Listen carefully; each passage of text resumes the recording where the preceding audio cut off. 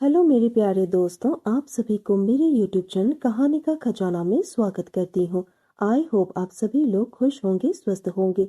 चलिए दोस्तों, आज आप सबको मैं एक नई कहानी सुनाती हूँ। जब मेरा पति मुझे बांट रहा था तो मुझे बिल्कुल भी अच्छा नहीं लग रहा था। मेरे पति ने मुझे वो सब करने के लिए मजबूर किया था। वैसे मैं भी नहीं चाहती थी कि मैं किसी और के साथ वो सब करूं, पर ये सब हो ना सका। मैं कैसे इन सब में फंसी। कुछ तो मेरी भी मजबूरी थी और कुछ मैं भी फिसल गई थी। शायद इसी वजह से ये सब मेरे साथ हो गया। दोस्तों, थोड़ा सा समय निकालकर इस कहानी को अंत तक जरूर सुने। दोस्तों, आप लोग चैनल को सब्सक्राइब करना भूल जाते हैं। दोस्तों, आप सबसे रिक्वेस्ट है कि चैनल को एक सब्सक्राइब करें और वीडियो को एक लाइक करें। दोस्तों, आप लोगों की एक लाइक और सब्सक्राइब से बहुत ही मोटिवेशन मिलती है कि हम ऐसी ही कहानियां आप सबके समक्ष प्रस्तुत कर पाए। दोस्तों, हम बहुत ही मेहनत से कहानी लिखते हैं। आशा करती हूँ कि यह कहानी आप सबको पसंद आएगी। चलिए अब कहानी में आगे बढ़ते हैं और आपको यह कहानी सुनाते हैं। मैं सिमरन 25 साल की हूँ। मेरी शादी हुए अभी 3 साल ही हुए हैं। पति एमएनसी में काम करता है। वो बड़ा ही रंगीले किस्म का इंसान है। शादी के पहले भी उनके कई अफेयर रहे हैं। मुझे लगा कि अमीर घर है, अमीर लोग हैं, इनके शौक भी अलग होंगे। मैं भी ज्यादा बुरा नहीं मानी।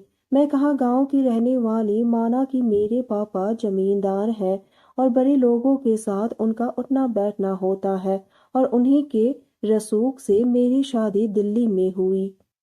वो मेरे साथ खूब एंजॉय करता था। जब देखो वो मुझे बाहर घुमाने ले जाता था और मेरे साथ वो सब करता था।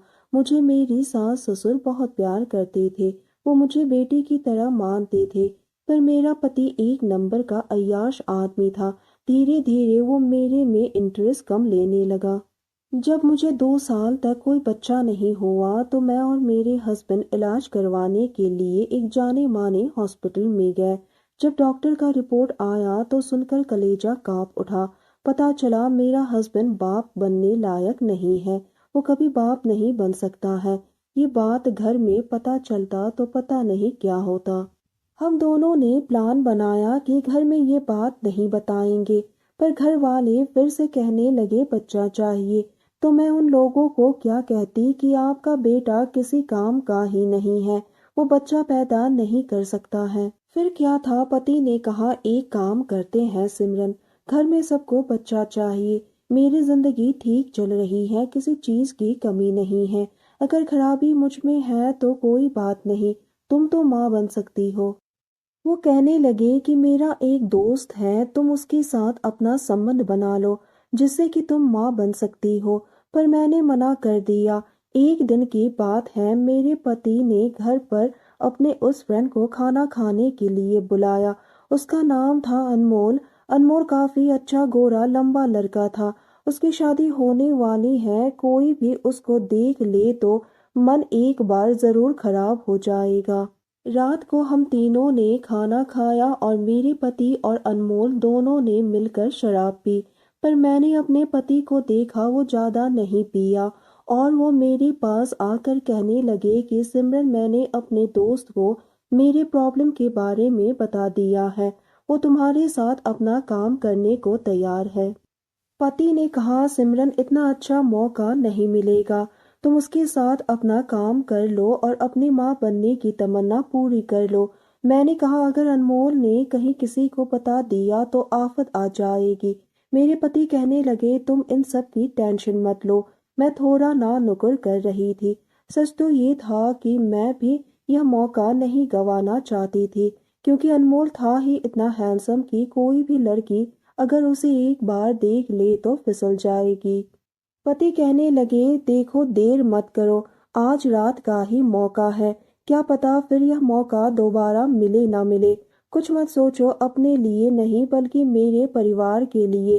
तुम्हें बच्चा चाहिए, मैं दे नहीं सकता, लेकिन तुम माँ तो बन सकती हो। मेरे से नहीं, अनमोल से ही सही। जो खुशी मैं तुम्हें नहीं दे सकता वह अनमोल तुम्हें दे सकता है।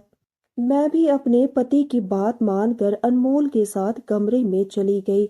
एक बार के लिए मैंने सोचा कि मेरे पति ने तो कई सारी लड़कियों के साथ रिलेशन रखे, फिर मैं तो ये सब सिर्फ माँ बनने के लिए ही कर रही हूँ और मेरा पति खुद ही मुझे परमिशन दे रहा है, तो इसमें हर्ज क्या।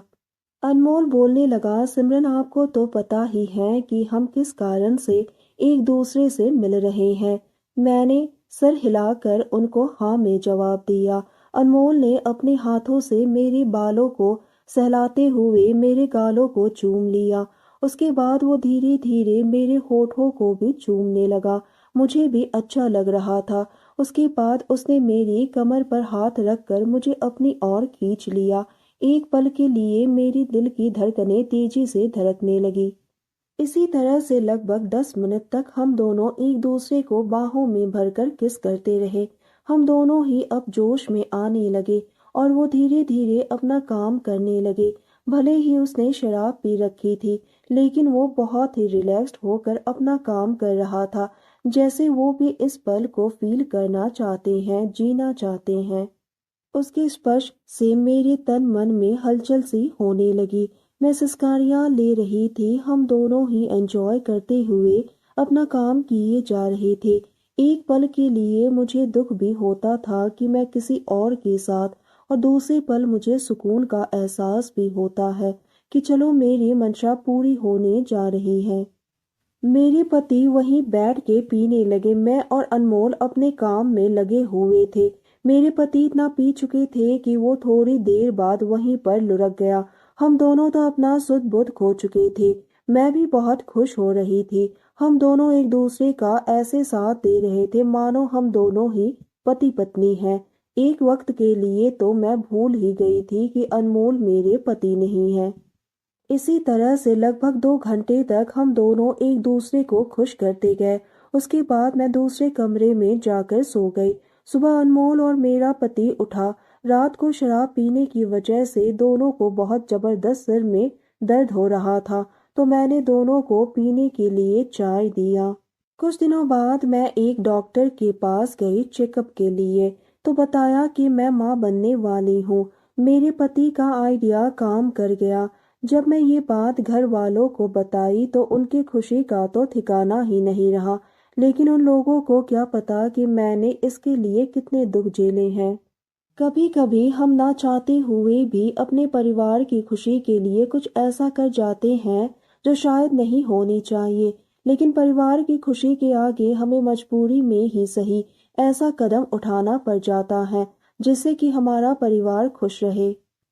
तो दोस्तों, यह कहानी सुनने के बाद आप सबकी क्या राय है, हमें कमेंट करके ज़रूर बताइए और साथ ही इस वीडियो को एक लाइक करें, चैनल को एक सब्सक्राइब करें और नोटिफिकेशन बेल को भी ज़रूर दबाएं ताकि अगली अपडेट सबसे पहले आपको मिले। दोस्तों, आपकी एक लाइक और सब्सक्राइब से बहुत ही मोटिवेशन मिलती है कि हम ऐसे ही कहानियाँ आप सबके समक्ष प्रस्तुत कर पाएं। आप सबने अपना कीमती समय निकालकर इस वीडियो को सुना, इसके लिए आप सभी को धन्यवाद करती हूँ। धन्यवाद दोस्तों।